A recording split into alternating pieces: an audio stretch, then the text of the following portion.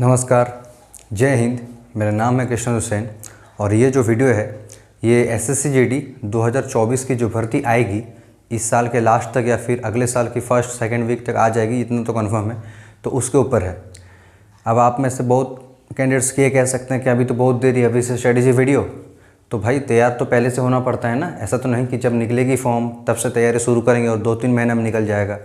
वो कुछ स्टूडेंट्स का निकलता है, लेकिन ऐसा थोड़ी सबका वैसा निकल जाएगा। अगर वैसा निकलता तो कट ऑफ 150 पार चल जाते 160 में। ठीक है, तो एक नॉर्मल से पहले मैं ब्रीफ दे देता हूँ एसएससी जीडी के बारे में। एसएससी जीडी के माध्यम से आप भारत के जितने भी पैरामिलिट्री फोर्सेस उसमें जा सकते हैं। 2024 वाली है।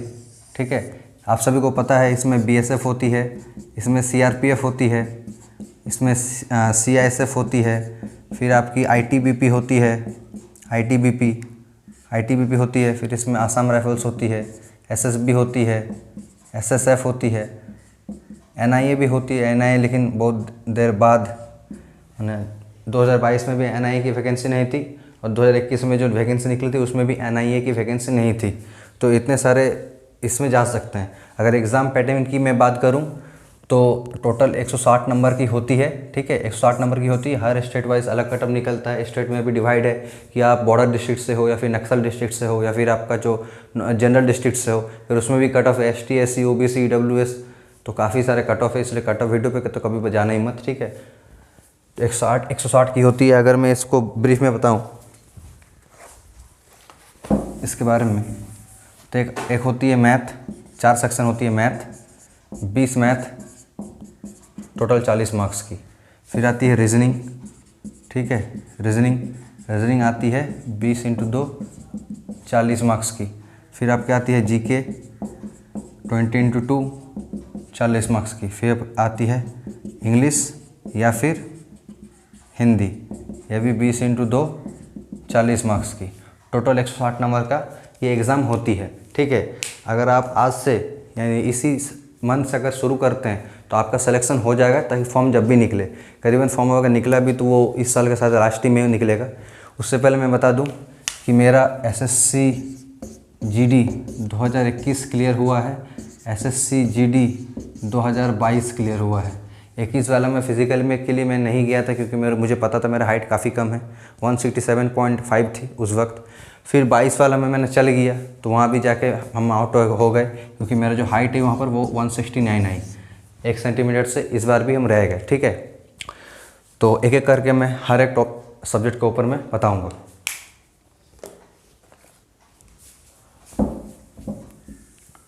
सबसे पहले अगर मैं मैथ की बात करूँ, मैथ में आप जानते हैं 2 सेक्शन होती है, एक होती है अरिथमेटिक, एक होती है एडवांस। ठीक है, सबसे ज़्यादा लगभग अरिथमेटिक आ जाती है कुछ एग्ज़ाम में, कुछ एग्ज़ाम या फिर कुछ सीट में ऐसी होती है कि एडवांस मैथ ज़्यादा आ जाता है। लेकिन अभी फिर भी जो ट्रेंड चल रहा है एसएससी का, जीडी में खासकर, सीजीएल के बारे में नहीं बात कर रहा हूँ मैं, जीडी में खासकर जो है वो अरिथमेटिक पोर्शन ही आती है। अगर आपका 20 मार्क्स 20 मैथ आती है तो लगभग 12-13 आप मान सकते हैं कि आपकी जो अरिथमेटिक सेक्शन है वही आएगी। ठीक है, तो आप सबसे पहले अरिथमेटिक में ध्यान दीजिए। उससे पहले मैं एक बात बताऊँ, अगर आप बिगिनर हैं तो आप चारों सब्जेक्ट को एक साथ मत चालू कीजिए। चारों सब्जेक्ट को अगर एक साथ चालू करेंगे तो वो आप हेप्टिक हो जाएगी। ठीक है, वो दिक्कत होगी। आप अगर बिगिनर हैं तो आप एक रीजनिंग को ले लें क्योंकि ये नया है आपके लिए, क्योंकि 12th तक तो आप रीजनिंग कभी भी किए नहीं है, तो आपके लिए एक नया सब्जेक्ट है, तो उस सीखने में आपको इंटरेस्ट ज़्यादा लगेगा। और रीजनिंग ऐसा चीज़ है प्रैक्टिस के साथ साथ वो जल्दी आ जाता है बिना कोचिंग सेंटर के। ठीक है, रीजनिंग को पकड़े और रीजनिंग के साथ साथ आपको जो सब्जेक्ट में मज़ा लगे, जीके कर सकते हैं, मैथ कर सकते हैं, इंग्लिश कर सकते हैं, हिंदी कर सकते हैं, आपको जो चाहिए आप उसे एक उठा लीजिए, एक रीजनिंग उठा लीजिए, उसके साथ में आपको जो चाहिए आप उसे ले लीजिए। तो 2-2 करके पेयर बना के वो जाइएगा। ठीक है, तो अगर मैं मैथ के बारे में बताऊं तो मैथ में कुछ ही चैप्टर है जो अगर आपने कर लिया तो जीडी में अच्छा खासा मैथ में नंबर आ जाएगा। जैसा अगर मैं पहला बताऊं तो वो होता है परसेंटेज। ठीक है, दूसरा अगर मैं बताऊं रेशियो एंड प्रोपोर्शन। ठीक है, ये तो सबसे ज़्यादा इम्पोर्टेंट है। इसके बाद सिंपल इंटरेस्ट, फिर compound interest, simple interest, profit and loss, average, time and distance, time and work. ये जो है सिर्फ इतना चैप्टर को आप कीजिए, इसमें जो है आपका जीडी के लिए जो अरिथमेटिक पोर्शन है आप सिर्फ इतना कीजिए, फिर मॉक टेस्ट दीजिए, ठीक है। अगर आप इस सब में आप जब माहिर हो गए तो आपका एडवांस सुनना है। एडवांस में भी 2D से सुइएगा, 2D, और एक होता है 2D, एक होता है 3D। 3D बाद में कीजिएगा, आप पहले 2D से शुरू कीजिएगा, या फिर अगर 3D भी करेंगे तो सबसे पहले सर्कल, और जैसा रहा फिर सर्कल के बाद क्यूबॉइड, क्यूब, फिर आपका जो ऐसे कोन ये वाला, ठीक है। तो इस सब के ऊपर चालू कीजिएगा, लेकिन मैं बोलूँगा सबसे पहले आप इस पे ध्यान दें। सबसे पहले इसमें आप माहिर होइए। आप इस पे अगर कर लेना कमांड अपने आप को, परसेंटेज में, रेशियो में, CISI, profit and loss, average, time distance, ये सब में आप फिर मॉक टेस्ट उठा के देख लीजिए, जिसमें सेक्शनल मॉक टेस्ट जो रहती है, जिसमें सिर्फ मैथ आती है 40 मार्क्स की, 20 क्वेश्चन 40 मार्क्स की। आप देखिएगा इसमें 10-12 तो आप सिर्फ इसी से कर लिए, ठीक है। तो पहले इस पे फोकस कर दीजिए, जिससे जिस सब्जेक्ट से या फिर जिस सब्जेक्ट के जिस पोर्शन से आपको सबसे ज़्यादा नंबर मिले, आपको सबसे पहले उस पे फोकस देना चाहिए, ठीक है। अब इसके बाद में अगर मैं बताऊं तो आती है आपकी जैसे रीजनिंग की अगर मैं बात करूं, रीजनिंग में बेसिक जो आपको जानना चाहिए वो है A to Z place value. जैसे मैं अगर डायरेक्ट कहूँ P कितने नंबर में है तो 16 में, मैं कहूँ अगर O कितना नंबर में है तो 15 में, मैं कहूँ V कितना नंबर में है 22 में, W 23 में। रिवर्स पूछ सकता हूँ कि बताओ U कितना नंबर में है तो 6 में, बताओ N कितना नंबर में है तो 13 में, रिवर्स में, ठीक है। तो आपको A to Z place value सीधी याद होना चाहिए और रिवर्स में भी याद हो जाना चाहिए। उसके बाद 1 से लेकर 30 तक स्क्वायर, 1 से लेकर 30 तक स्क्वायर आपको याद होना चाहिए। उसके बाद 1 से लेकर 15 तक आपको क्यूब याद होना चाहिए। अगर टेबल की बात करूँ नॉर्मली 1 से लेकर 20 तक तो टेबल आपको याद होनी ही चाहिए, ये बेसिक है, इसके ऊपर ही बनती है, ठीक है। आप जितना भी करेंगे कोडिंग, डिकोडिंग, वर्ड फॉर्मेशन, आप जितना भी है वो सब इसके ऊपर ही आती है, ठीक है। तो इसलिए इस पर कमांड कीजिए सबसे पहले, ये बेसिक है। जब आप इसको पकड़ लेंगे ना, जब आपको ये आपके लिप में रहेगी, पूछते साथ आपको जब निकालेंगे ना, तो फिर आपके लिए ये जो रीजनिंग का पोर्शन है वो काफ़ी इजी होगी। आप इसको करके फिर भी डायरेक्ट किसी से पढ़ने की जरूरत नहीं है, आप डायरेक्ट आप खुद से ट्राई कीजिए। जब आप खुद से रीजनिंग को ट्राई करेंगे तो काफ़ी बेहतर तरीके से आप सीखेंगे, ठीक है। नेक्स्ट इसके बारे में इसके बाद अगर बताऊँ वो है आपके जीके। अब जीके तो भाई कोई कुछ भी बता दे, वो अनएक्सपेक्टेड ही रहता है, ठीक है। तो जीके पे इसलिए ज़्यादा एक्सपेक्ट रखना नहीं है, लेकिन हाँ जितना हो सके मैं अगर मैं सबसे पहले बताऊं तो आप कोई भी एक किताब कीजिए, एक, ऐसा नहीं कि सब खरीद लिए, एक किताब खरीदिए। अभी वक्त है इसलिए कह रहा हूँ। अगर सोचिए मैं फिर से वीडियो लाऊंगा जब एग्ज़ाम के लिए और शायद 1 से 2 महीने रहे, तब थोड़ा सा अलग रहेगी, लेकिन अभी वक्त है, अभी आप उसको समय दे सकते हैं, ठीक है।